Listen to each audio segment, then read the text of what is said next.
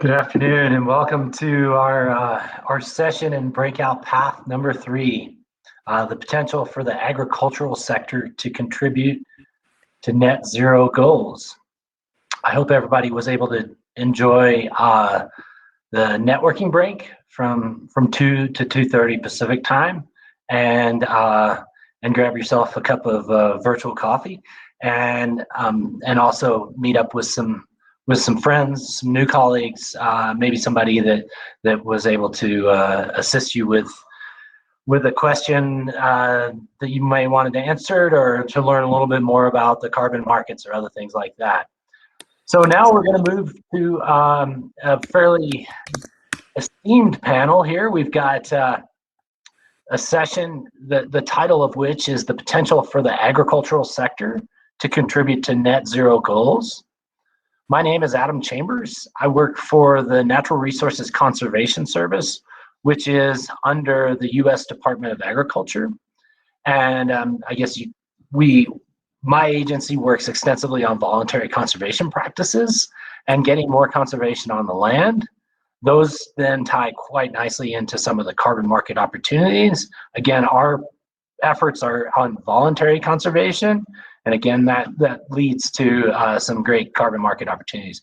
But this panel is not about me, it's about our panelists. And we've got a great lineup for you today.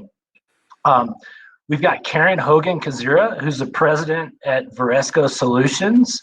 Dorn Cox is the project leader of Open Team, and Ed Smith, who's the VP at Indigo Carbon. And what I'd like to do, rather than me sitting here and reading their bios, I'd like to turn over the microphone, the virtual microphone, to each of them to introduce themselves. So I'd like to start, Karen, with you, and I'd like you to just give the audience a little bit of flavor of who you are and what you work on. And then from Karen, we'll go to Dorn, and from Dorn, we'll go to Ed. And then we'll start with a presentation. Hey, Adam, thanks. And good afternoon, everyone. My pleasure for being here. Thank you to the organizers. I'm the president of Varesco Solutions. We're a consultancy in Canada, but we work around the world. And Adam, before this, we were getting ready, said, how long have you been working in this space? And I said, well, 36 years. When you start from when I was doing my master's degree and measuring carbon and nitrogen cycling in agroecosystems, mainly no-till and conventional till. So got a long history laboring in the trenches. Happy to speak to you this afternoon. And Dorn, please take it away. Great. Thanks so much, Adam. It's a real pleasure to be here and speaking on this subject. As I said, it feels like a long time coming for a lot of us, where we've been really seeing the real potential here for agriculture to be making a positive contribution. So I'm research director at Wolf's Neck Center for Agriculture and the Environment, and then also project lead for Open Team, as you mentioned, or Open Technology Ecosystem for Agricultural Management. My background's in international ag, open source technology, finance, and my graduate work was in natural resource and earth system science, where I had the privilege to work with some colleagues at Cornell in the early development of the soil health, comprehensive soil health test process and planning process. I've had the privilege also of putting theory to practice in my own family farm and working with soil health champions and National Association of Conservation Districts. I guess the other thing just to say is that the core of my work is really sort of this transition from agriculture as this sort of solitary endeavor to something that is really a public science and a shared human endeavor. And we're really recognizing that a lot of those benefits have been unpaid, and really to unlock those is going to require and tremendous rewards that we can harvest as we start to create tools that are actually going to make a lot of that invisible visible, and we're really at the cusp of that. So I'm excited to talk about that today. Dorn, I know you don't your own horn, but you won some pretty prestigious awards for your cutting edge work. So kudos to you on those, and I look forward to hearing from you. Ed, would you mind providing us with an introduction? Absolutely, thanks, Adam. Hi, everyone. I'm Ed. I'm Vice President of Indigo Carbon. Indigo Carbon's reason for being is to use carbon financing to catalyze growers adopting regenerative practices. And there's a virtuous cycle there. Through adopting regenerative practices, we measure their greenhouse gas benefits, sell it, channel the funding back to them, they adopt more practices, and we keep this cycle going. Thrilled to be here to share more. On a personal note, my wife and I just had our first child. She's 7 weeks old, and before that, I knew climate was the single most important thing I could be working on. But I've been amazed that since then, it's sunk even deeper. I find myself even more inspired to be going to work every day. So it's been awesome to be a part of NACW. Great to be on this panel, and really looking forward to telling you more about what we're doing and the role ag can play in climate overall. Great, Ed, and congratulations. It's definitely something, parenthood is something that that we all, or many of us, get to experience, and it sure does bring the reality home of we are borrowing the planet from our children. So I appreciate that, and congratulations to you and your wife. As we go down this pathway a little bit further into the net zero goals, I'd like to start just setting a little bit of framework with a couple slides for the audience. I'm a numbers guy. I'm just a wonky climate scientist at the end of the day, and I'm just trying to think about how these net zero goals can be achieved, and how we can pull it off both for the U.S. ag sector. And then, kind of coming back to your point, Ed, I've even tried to figure it out for my own personal carbon footprint, which is actually quite small, but it's not the easiest thing to achieve net zero emissions carbon footprint for a small family even. So, giving you a little bit of insight into Adam Chambers' mind, I then instantly go to the national inventory and start thinking about greenhouse gas emissions and trends in the agricultural sector over time. And here's what I pulled out of the inventory. The United States put forward our national inventory to the UNFCCC on April 14th. So just a week or so ago, we put forward our inventory. It's always 2 years in delay. So we had a 2019 inventory that we put forward, and we put forward a whole time series. And you can see actually the US ag sector's carbon footprint is actually increasing. It's driven a lot by that blue agricultural soils management, and that's going to be driven by nitrous oxide. You see enteric fermentation. That looks pretty static. It hasn't changed a lot over the time. Manure management, pretty much the same. Liming, not seeing a large amount of contribution there. Urea fertilizers, field burning from ag residues. So what I take away from this slide is nitrous oxide is very important, as is soil carbon sequestration. Utilizing the same inventory. This is, again, EPA's inventory, but at USDA, we contribute to it. So that ag soil management, that's a big one in the room, that we can reduce emissions. Enteric fermentation, reduce emissions. Manure management, we can reduce emissions in these sectors. That provides actually an economic opportunity, right? These are sources, but they are economic opportunities to generate carbon offsets and help to meet some of these net zero goals. That also can be beneficial to producers, right? Agricultural producers, they're producing food, fiber, and fuel first, and then they're being part of the climate solution. So we can definitely work with the ag sector to do that. Now I turn my last slide and my final bit of attention over to the sequestration side of things. And this is over in the land use change, and forestry chapter. So LULUCF, as we call it internally. And these are lands that are converted. But really, if you look at that remaining cropland, you can see that's our soil carbon sequestration on croplands, the middle of the red box there. We can grow that quite extensively. We can reduce the nitrous oxide, we can reduce the methane, we can enhance the carbon sequestration, we can enhance the land converted to forest land, converted to grassland, things like that. So these are our carbon sequestration opportunities, and then we've got emission reduction opportunities. So that's what I just wanted to share with you all from a numbers perspective. And so what I'd like to do now is we've all got an idea of the numbers. Now let's also remember this is a North American carbon world.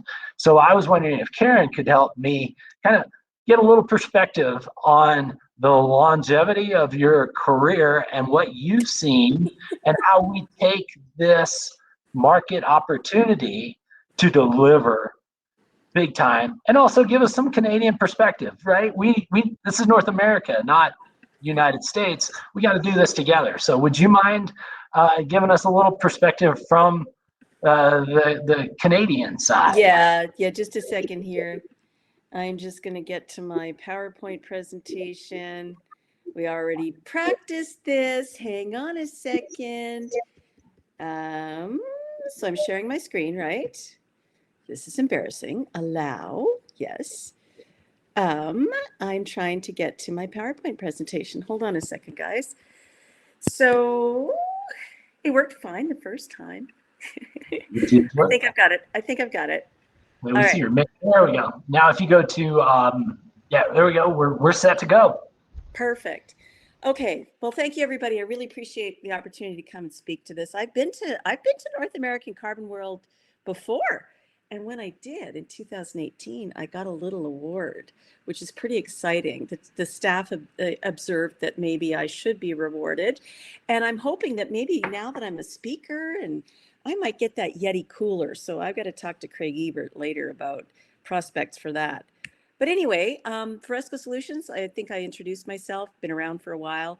We work with all sorts of organizations, small, large, commodity groups, private sector, NGOs. We are excited about how we find decarbonization pathways for the clients that we work with. I just want to let you know sort of the context of where we've been when we talk about carbon markets, and this is taken from the World Bank Carbon Pricing Leadership Coalition. If we look back in the 1990s, there was a few things going on in Switzerland and Europe around carbon pricing and experimentation. In 2007, the EU ETS was getting underway, so there was a lot of activity going on in Europe. But over here in North America, there was one little thing going on, and that was Alberta. So I'm above Montana, a province called Alberta, and we brought in a carbon pricing system back then. And then by 2013, we started to see California coming on board, BC, Reggie, etc. Australia. There were some pilots going on in China, Japan, Korea. And so now we fast track to today, and we have about 60 to 65 regulatory, like government in, carbon pricing systems of all sorts of varieties. And we've had good presentations at this conference on what's happening in South America and others. But we have now a plethora of them, of people bringing forward carbon pricing systems. And then overlaying on all of the government-induced carbon pricing, we also have the voluntary carbon market. And we know that the Mark Carney and Bill Winter Task Force is really looking at ramping up the carbon blueprint for the voluntary carbon markets. And so it's a very exciting time, I think, to be laboring in this space. So where I come from, we've had 14 years now since 2007, and we jumped in saying, okay, we need to start somewhere. So let's just learn, let's put in an adaptive management system. So we put in an economy-wide compliance carbon pricing system that covered 105 facilities. There was an offset system. The ISO 14064 standards were brand spanking new in 2006. And so we brought those into our regulatory framework, and we started to build compliance reporting and baseline reporting and offset protocols. Today we have 21 offset protocols, 7 are ag, 9 are natural climate solutions related. And then we have 294 offset projects that are registered on the registry, and we have been proving ground for other systems. They've come, they've talked to us, they've visited. We also see our protocols being adapted into the voluntary space as well. But we are the only jurisdiction, really, I think, that has been able to describe and account for and figure out how to do offsets at scale from agriculture. So right now we have over 17 million active Alberta soil carbon compliance offsets. We've proven out how we do MRV systems at scale. We figured out how to do assurance systems that work for land-based sectors. And we're the first jurisdiction in the world to demonstrate soil carbon at scale and how important it is to have aggregation. We didn't overthink it. We just said, let's get it done and work forward. So this is what we have going on. This is Biological Carbon Canada recently did a report on their website, and it shows you from 2007 to 2018 how many tons we've been able to achieve at scale. And I would say that probably by the time the conservation cropping protocol, which is scheduled to be terminated in 2021 in Alberta, we'll probably have close to 17 or 18 megatons and going on. So challenges. How do we make sure that agriculture can contribute to net zero? So we've had some challenges, I think, in the carbon markets around agriculture globally. The criteria for meeting what counts in markets. Additionality is a challenge. Sometimes there's surplus to regulations or received incentives, which can be a challenge. Being able to make sure that what you have is real and measurable and accounting for the net impact of GHGs according to several, activities on the landscape, verifiable. Permanence obviously is a big problem with the liability period or permanence period of 100 years. It's very untenable to talk to a farmer about this. It just does not compute. Having clearly owned carbon, when we know that 50% in at least Canada and up to 50% in US is farmed by someone other than owns the land. There has to be clear ownership. Double counted, intensity-based metrics, making sure you're comparing apples to apples in terms of output of projects, the whole leakage issue, all of these things lead to discounts to assure the marketplace that, what we're bringing forward can meet the offset criteria rules. And it's very difficult when you're dealing with biological systems to sort of hit that plus or minus 5 materiality threshold. Also, the uncertainty requirements can be a challenge as well. So there are a lot of challenges that we see with traditional carbon markets. And if we look at, here's a bunch of assessments on the voluntary side by the World Bank in their State and Trends of Carbon Pricing from their 2020 report. We see the American Carbon Registry. You can see all the various projects that have come forward. Agriculture is 0.2%. They've been around since 1996. We look at the gold standard, been around since 2003, a construct set up by WWF. Again, 0.2% for agriculture out of all of the projects they have with registered tons. VCS, they've got a significant number of projects and standards, been around since 2005, 0.2% agriculture. Climate Action Reserve, kudos, you're 10 times more, which is great, but that's not what we want to see. We want to see more coming forward. And I think, as the Biden administration and Secretary Vilsack have been admiring this, and the Senate committees, they understand that how things are going right now aren't working so well. They're not designed for farmers. As we said, there's complexity, there's paperwork. And so his statements here, I think, are emerging out of the understanding that there kind of has been a market failure in the voluntary markets for agriculture, where we're at today. That isn't to say that I think in the US, you guys have an incredible amount of experimentation going on. It's exciting, right? And thank you, Indigo, for catalyzing a lot of this and putting agriculture back on the menu, because after the Chicago Climate Exchange, it hasn't emerged. So we're seeing an incredible amount of companies, and we're working with several of these companies trying to learn, experimenting, and there's been a lot of investment of time, resources, energy on trying to make this happen. So this is a really exciting time, I'd say, for the agriculture sector. And The US is really the place where it's happening, in my view. In Canada, we're kind of looking to our, regulators, and partly because we're 40 bucks a ton right now, it'll be 50 bucks next year. And our prime minister said he's going to ramp up the price to, 170 bucks a ton by 2030. So we kind of watch and line up in a row, hoping that things are going to happen from the regulator side. But look at what's going on down in the US. It's amazing.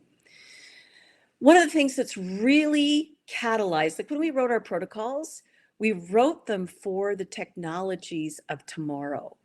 And I would say that when you look at what's happening on the farm and how digitally connected the farm is, we need more rural bandwidth for sure.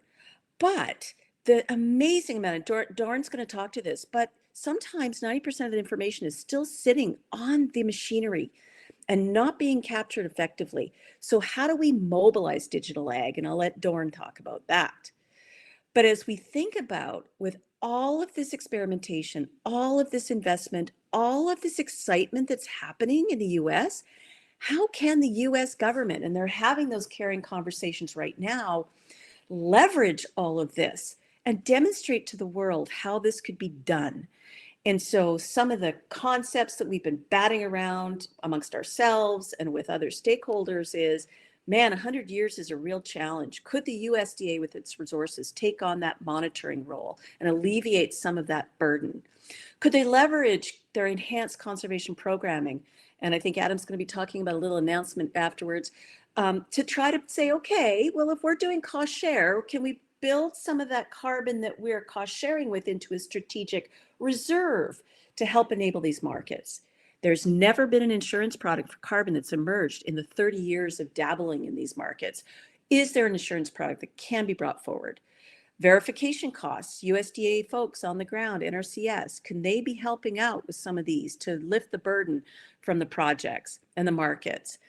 And then you did it in 2011. You went out and did a rapid soil carbon assessment to generate high quality soil carbon data sets and alleviate that cost burden of quantification.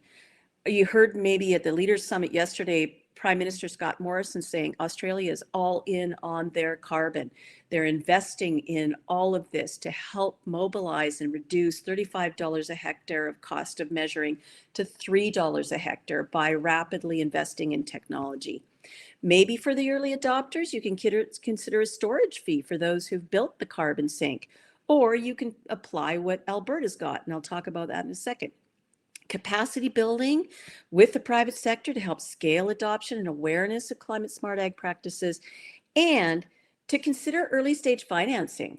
What about government offtake agreements at an agreed to price through reverse auctions for suppliers? But then with the contracted differences, we've done this up in Alberta with renewable energy, where a floor price is there. It helps with early stage financing to go to banks to leverage more money, and then have that contract of differences where, hey, if I'm getting a better value above that floor price, could I actually exit out of this and participate in the carbon markets? There's a lot of really innovative things that could be done. Really quickly, in terms of what Alberta's been able to do and how do we get to scale at 17 million tons of carbon, I think in the previous panel with Robert Parkhurst and the other folks is we have to recognize that we need to be conservative in what we're bringing forward. So what Alberta did back in the day, and it wasn't Alberta, it was Canada. Here's the measurements that validated and calibrated our national emissions inventory with the Century model. And then what we did is we adjusted it for the uptake in practice at the particular point in time and set a little bit amount in the buffer reserve to account for permanence problems. And so for every 3 tons that are sequestered in the soil in Alberta, the grower, the project developer is only credited for the 1 ton. Why did we do this? Because it was a policy decision at the time. Why would we not care just because we're bringing in a policy that says we're now going to have an offset, care about all that storage that has happened to date and all that amount of sink that's been built? So because we can, and we do modeling, we can actually adjust that coefficient down by the level of adoption at the time of implementing the program, and just to reward the new carbon going forward so that early adopters still get to participate in the market, the late adopters get a haircut. And that approach was cited in our previous policy statements. It was in the Waxman-Markey Kerry Boxer bills, and it's also in the Western Climate Initiative Offsets policy paper, where where states and provinces reserve the right to be able to enact a proportional additionality for their sink projects. I'd like to now just say, in the plenary session, it was mentioned by Dirk Forrester as well as Lisa DeMarco yesterday about how important agriculture is. And there is a whole, we've talked about compliance and voluntary carbon. There is a whole, and Lisa DeMarco mentioned this, corporate initiative going on. And it's under development, but there's a community of practice that's coordinated now globally. So you've got civil society, the GHGP folks at WRI, you've got Climate Disclosure Project, setting the standards and frameworks for measuring and disclosing. Science-based targets are setting the targets. And then how do we start to figure out how to do the mitigation hierarchy? Gold standard on behalf of all these other entities is drafting guidance on how do we do value change carbon effectively.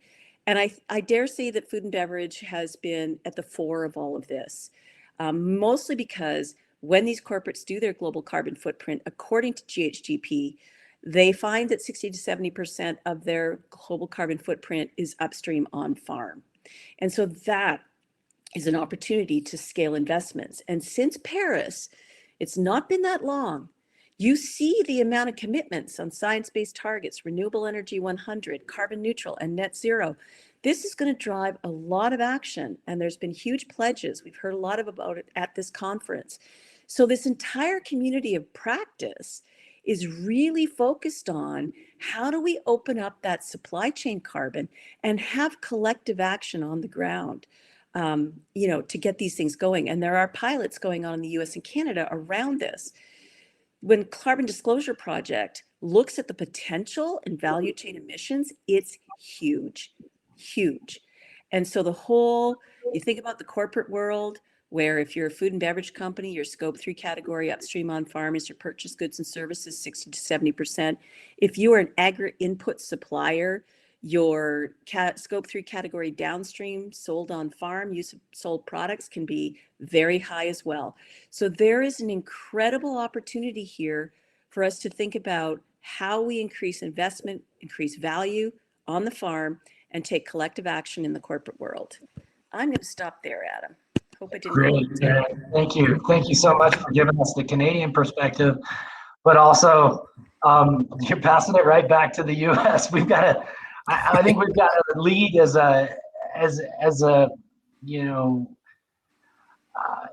our only opportunity, right? I mean, coming back to Ed's point of fatherhood there and what we have to do. But Doran, something that came up in Karen's conversation that really important for me is proving ground. The word proving ground from a farmer, proving ground from a data perspective. Sure. Doran, giving us a little bit of perspective on the proving ground.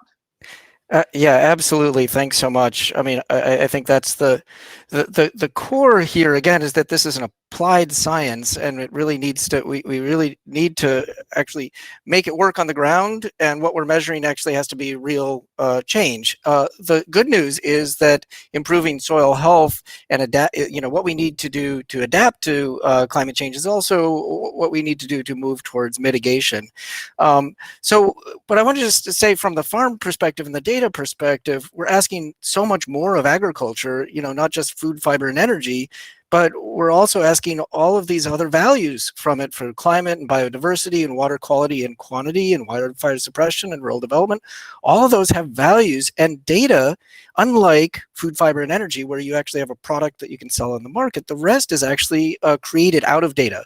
And so we need to trust that data to make that invisible value valuable. so that we can start to create trusted transactions on it. And carbon is just the start. That's just one piece of the value that we're generating at the farm level. And so there's a lot to that. I mean, I've often said that, farming, isn't rocket science. It's a lot more complex, because we're really managing at this point everything from the microbiome and all the way to, trying to mitigate, change in the biosphere. But again, this is where we're not in it alone, and I think that's the core here, and that we're finally looking at a solution that isn't gonna. It's not sufficient for us to come up with a solution that's going to work for 5% of or one part of agriculture. We really have an opportunity to look at a scale neutral solution that's going to work for all of agriculture, and that's again where it comes down to using the tools at our disposal to collect and provide feedback to take our really an incredible amount of knowledge that we share and put that at the hands of producers and turn theory into practice. So we've got, it's just remarkable what we have at our disposal as we're at this moment, from AI to global communications to IoT to agroecosystem models, remote sensing, new handheld sensors, like all of this, and yet a lot of that has not been put into a coherent ecosystem that's actually useful to make decisions at the producer level. And to be able to start to create data-driven storytelling that we can use to make better decisions and turn these into practice. So all of that is really why we launched OpenTeam, which represents a global diverse network of more than 30 organizations, including government agencies and food companies and ecosystem service marketplaces and tech members and farm and hub networks, recognizing that in order to have this system work together, we have to have representatives from that full ecosystem. And the acronym really says some of the criteria to make that complexity work. We need to create this system that's open and trusted. There's a recent AgWeb survey of farmers about why they might not participate in carbon markets, and it was over 60% that were responding that it's because it's access to trusted information. And so trust is really, really important as we're building this as a public science, a technology ecosystem, because trust isn't enough and technology isn't enough. It needs to be put into context. We need to be able to create relationships to bring those pieces together. And finally, again, management, we just keep coming back to that, is we need to be able to take available knowledge and apply it so that we can start to move towards continual improvement. I'll also say another thing, because as Karen alluded to, a lot of this data does exist. Some of it is newly available and very low cost to generate, isn't trusted yet, or hasn't been moved into the field in an appropriate way. But a lot of the data does exist. There's a tremendous amount of data that's collected on farms. It's not all digitized in the appropriate format. But that's again where we're working on the OpenTeam side to translate the process of essentially the process that already happens on farms every day, the planning process, and recording the practices and the observations and what worked. And so in the ideal situation, all that high resolution data that's actually being collected is actually creating the measurement and the baseline measurement and verification that is what we need for certifications, what we want for marketplace incentives. It's what we need to create our soil health or crop or grazing plans. It's what USDA is looking for in terms of eligibility for programs. It's all the same data. And so we're sitting on this incredible opportunity, both in terms of tools that can collect a huge amount of data and data that's actually being used in the planning process that isn't talking to each other. And I like to say it's a little bit like having this really fancy bike, but we don't have a chain. So we're not really able to get the use out of all this investment that we put into it. We can move along, but we can't move along as quickly as we really should be able to. So, I mean, I think that the core here is again this process of translating in an agricultural situation on farm the adaptive management process and continual improvement that where we have MRV or verification as a byproduct, because we're creating high quality data that we trust, that our crop advisors need, and the more people that use it, the more value there is in that data collection process. So if we're not just using it once, that's the core. And so one of the mantras that we're here from the open team community is that we want to be able to enter data once and use it many times. It means so we don't have to, each time we have a certification, we don't have to fill out the same forms again. We just filled it out 3 times for some other form. And we also think that because the data has value, that it needs to be in the farmer's control. And that's really important to be trusted, and why we've been creating what we call an ag data wallet. So that anytime data is entered into another system, a copy stays with the producer in a format that can be uploaded and facilitate that data entry process and create interoperability and data sets that can be aggregated. And so we really feel that's important to be able to control and then also that same data is the core to be able to access efficiently markets, programs, and to be able to, this is really important, to be able to share data with other farmers effectively across scales and production systems, and increase the confidence of our practices and our recommendations that we're sharing with one another.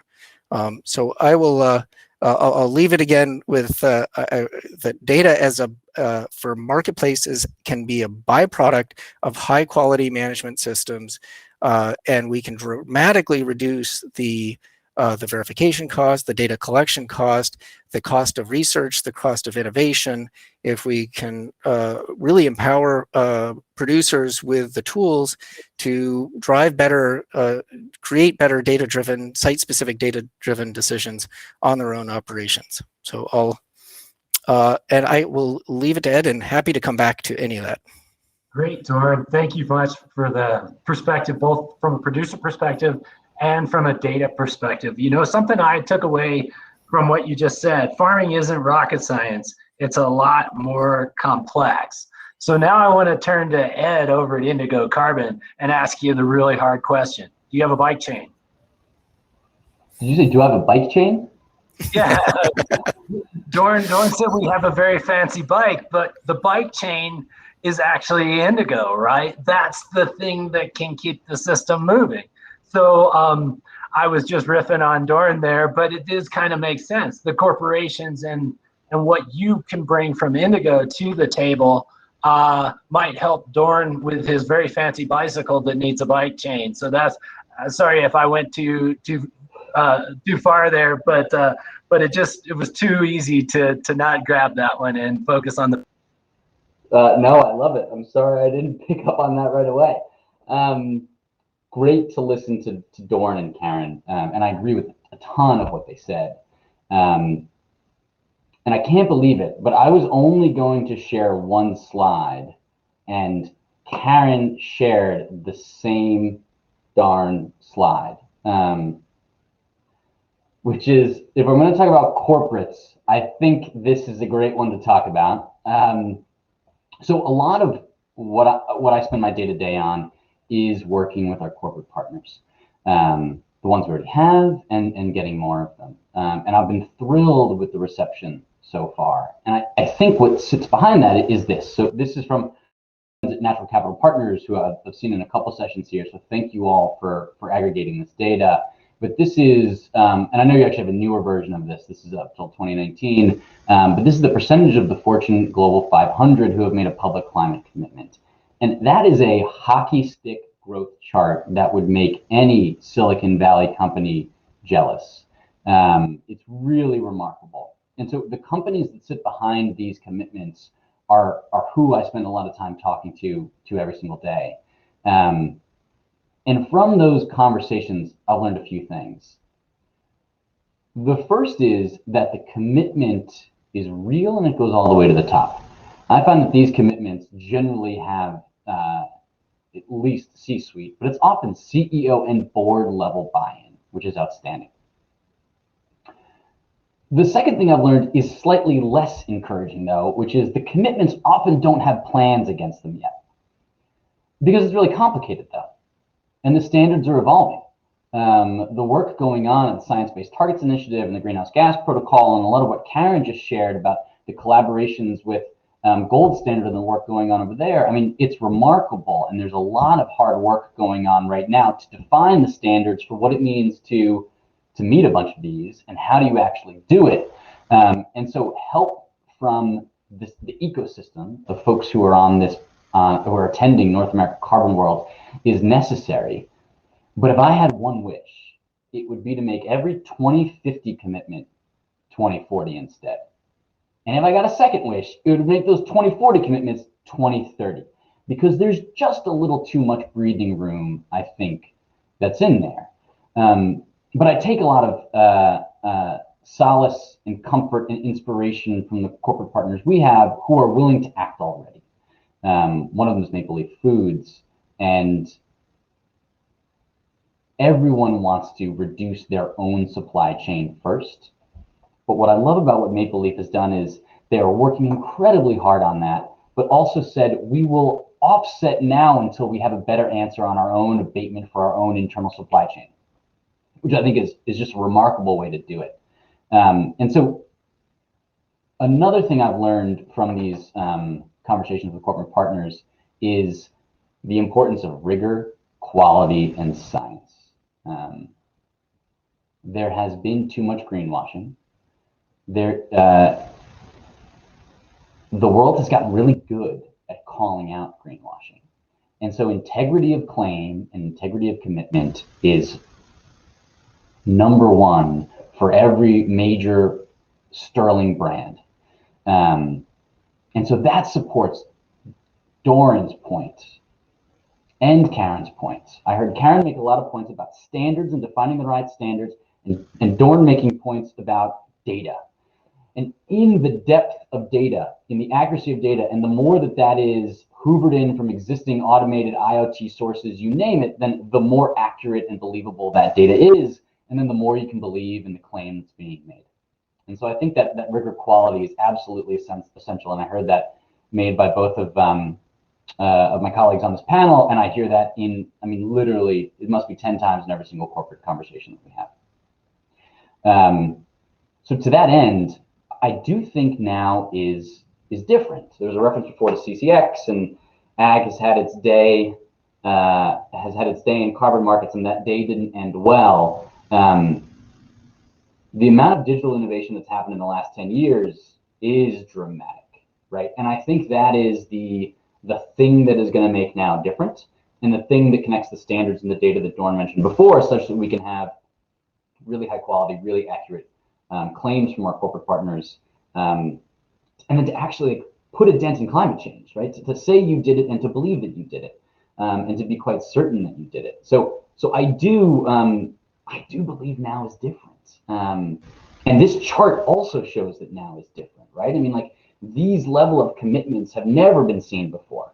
And so I'm incredibly optimistic, especially with a bunch of the announcements that have been coming out of the Biden administration just this week, that like the 2020s will be the decade of climate. And I think I'm certain that ag will have a very, very large position in making it the decade of climate.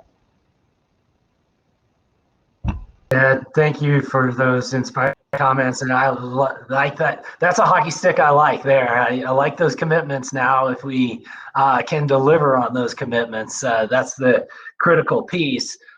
Doran, I'm going to come back to you. You said something about data-driven storytelling. That kind of perked my attention. But then Ed is insisting that we have to have trust here. So how do we have kind of data-driven storytelling in a way that's not a story, right? That's factual. How do we kind of make sure that we hold the integrity so that we don't slip down the path that Ed cautioned us about, which is the greenwashing path? from a data perspective and from a farmer perspective. Could you highlight that?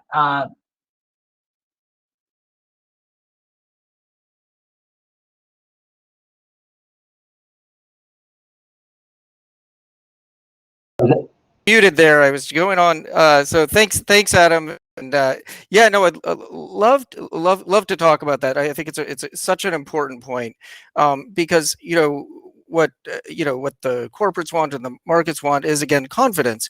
But ultimately, if we're making decisions on this data on a day-to-day basis, farmers are making it at a much more precise level. Markets want actually aggregate data over a long period of time that they're confident in.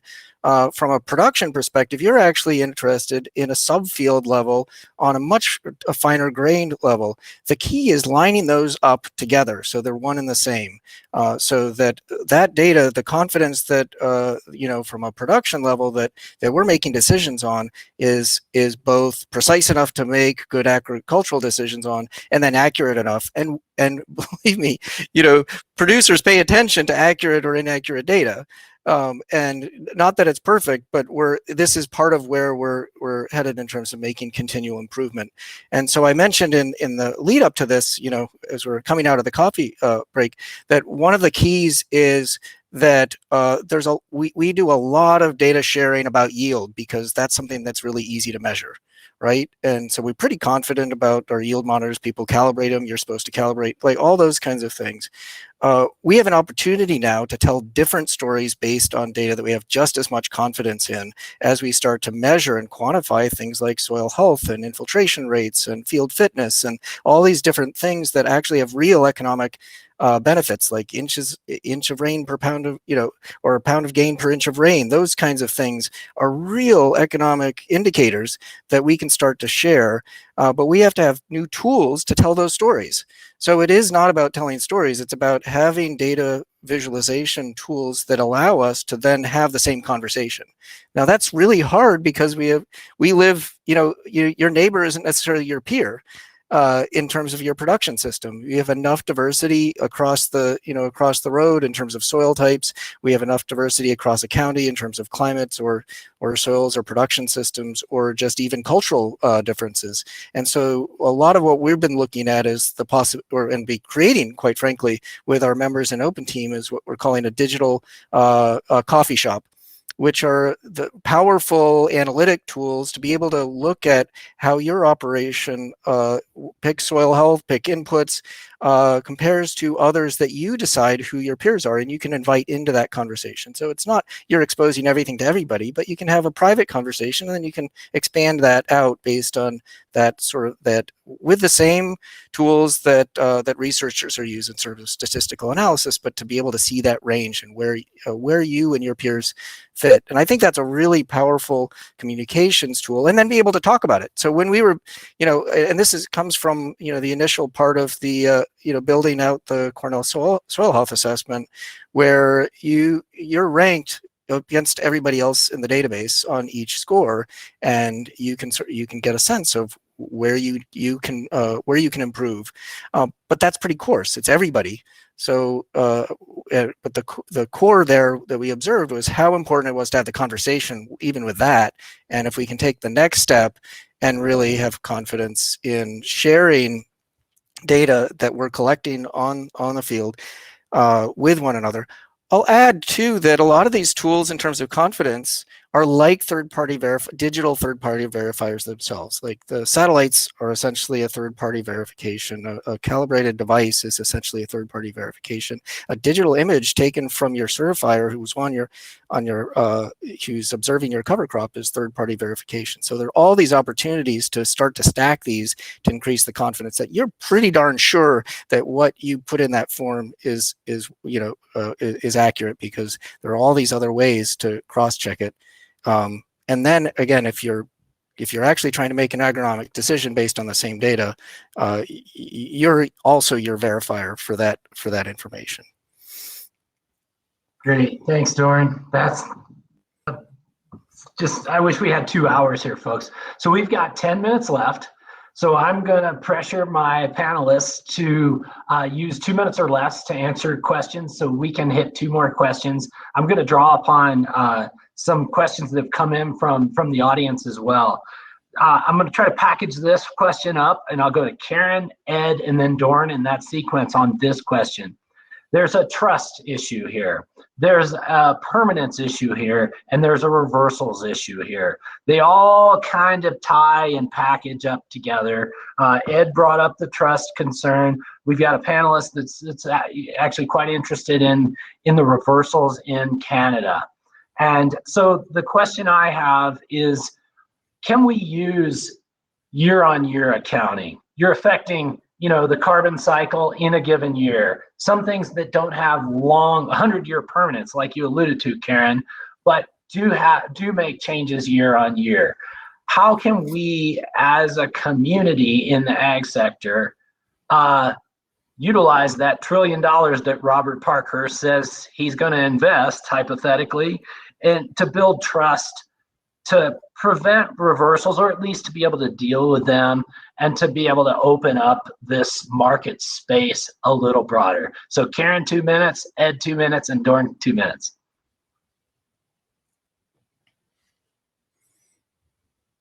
Start the clock. Issue, marketplace trust. I'm assuming that you're thinking that, can the buyers trust the projects that come forward from agriculture, right? I think that's what you're saying, Adam.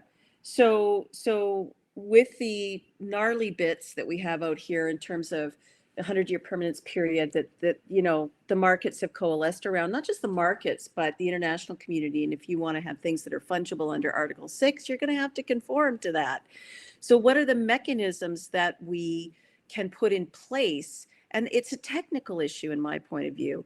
So in Alberta, we innovated and we assessed the risk of reversals by looking at historical data and polling, producer groups, asking them, because we have like 35 years of history of no-till on the Canadian prairies. If you have to step out of your no-till system, how long do you do that for? And do you resume? When do you resume? We do allow 10% discretionary tillage on a field within our controls around the quantification. And so we got assessment of risk, and we required them to put tons into a buffer reserve that the government held, and it was retired to the atmosphere. So monitoring of those reversals is reported every year. And then if any reversals occurred, it was drawn down from that buffer reserve. That is how a lot of the programs, standards, and registries do it today. And so the idea of the buffer reserve, backstopping the risk, is one of the ways that can be done. But I think, the monitoring for 100 years is a challenge, and it's 100 years after the last ton is sequestered. So that's where I'm recommending that we actually have partnerships with the private sector and the public sector, in this case USDA, to find more flexible mechanisms, whether that's an insurance product that's never emerged in this space, or whether it's a strategic buffer reserve that can be put aside by the USDA to open up and allow more flexibility for annual kind of actions on the ground, would really go a long way. Great, thanks, Karen. We'll jump straight to Ed. Great. I think the first thing with trust is you've got to have a public standard that has the best possible science and abides by the rules of carbon accounting. That way everyone knows the rules by which you're playing. And for that, I'm grateful to Climate Action Reserve for the Soil Enrichment Protocol. And by the way, Adam and Karen, thanks for participating on that working group to develop the Soil Enrichment Protocol. So that has a baseline that's nice and transparent. The second thing I would say is the questions around permanence that I often hear, it's thinking about field level specificity. And a field, for anyone who has engaged with quantifying soil carbon in a particular field, like, it is very, very difficult. But if you expand out to landscape level accuracy, the aggregation is very, very helpful, right? And so in that case, the analog that I often use is like a forestry project. You don't really care about one individual tree, right? It's literally missing the forest for the trees. You care about the forest overall and what it's doing on average. And so we think about, and what I like about the soil enrichment protocol is that each field is the equivalent of a tree, and the whole project with aggregated fields is like the forest. And in that way, you can be much more confident in things like permanence and transparency. So that's thing one. Thing two is, I really think there is a wide open space for the sort of data accessibility and digital transparency and global carbon accounting warehouse that I think Dorn was gesturing at. And I know that the World Bank is working to, they have some ideas on it, and Mark Carney's Task Force on Scaling Voluntary Carbon Markets has also identified this as an issue. If every project developer was participating and reporting in something like that, I think it would be extremely, extremely useful. But for me, it comes back to like the transparent standard that everyone can see, public reporting, and all of that abiding by the rules of carbon accounting that have been pressure tested over 3+ decades in carbon markets. And then remote monitoring is one more thing that's super useful. Those satellites are going to be really, really helpful for just double checking all the data that we're collecting on the fields. That's it. Great. Okay, Dorn, I'm going to come to you with a little more farmer perspective, and also I'm looking at the questions that are coming in. How do we make this proposition economically beneficial for farmers and ranchers? How do we push? Karen alluded to some different financial mechanisms. How do we push this in a way that it's really farmer facing? Yeah. So that farmer, rancher, forest 100%. landowners, they get the best out of this deal, and then it cascades to others getting benefits off of the work they're doing. How do we make that happen? 100%. Well, this is part of this permanence and short-term, long-term. There are short-term benefits for making a lot of these changes, and those agronomic benefits need to be made. We need to make sure that we're bridging that, and we're sort of creating incentives for that planning process, that long-term planning process. Often a barriers in that just getting that plan in place for those long-term benefits, followed by practices, and then measurement really comes out of that process. So I think getting the most out of planning and baseline measurement that have agronomic value up front, short term, to then create what I mentioned before. I see sort of a sequence from the farm level to the aggregation level that Ed was talking about, in terms of multiple farms together, creating some market power, but also fiduciary responsibility. And so that's sort of where we're going on the tech side, is creating the tools so we can create that ag data wallet that can then allow for farms to come together and aggregate their data, and allow for farmer mutuals or farmers unions, data unions, to be able to represent them on the marketplace, so that you can reduce risk at that landscape level, but also then create a fiduciary that's really truly in the interests of the producer, not in the interests of other market participants. I think I would follow that with the other is really being able to stack benefits. So that data, as I said, this is sort of my repeat here, is that we're using it for marketplaces, but we're also using it for market premiums that we're getting for other things. We're being able to market directly in terms of value. Carbon isn't the only value that product is creating because of these changed practices. There are new markets that are sort of decommodifying a lot of these practices. And being able to collect it for those purposes that you get each year, while you're then also being able to stack not only carbon benefits, but other benefits.